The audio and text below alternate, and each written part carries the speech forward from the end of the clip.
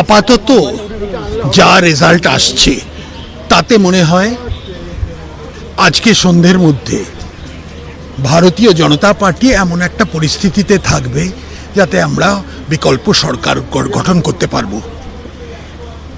আপাতত যতটা রাসবিহারী কেন্দ্রের ফলাফল এসছে তাতেও মনে হচ্ছে যে এই কেন্দ্রেও ভারতীয় জনতা পার্টি, মানে আমি হচ্ছে সেখানে প্রার্থী, আমরা জয়লাভ করতে পারবো। এই জয়লাভটা আমাদের কাছে খুবই গুরুত্বপূর্ণ। ডক্টর শ্যামাপ্রসাদ মুখার্জির পরে এইটাই প্রথমবার দক্ষিণ কলকাতার কোনো কেন্দ্রে ভারতীয় জনতা পার্টি গেরুয়া ঝান্ডা আবার আমরা সাফল্য দিতে পারবো।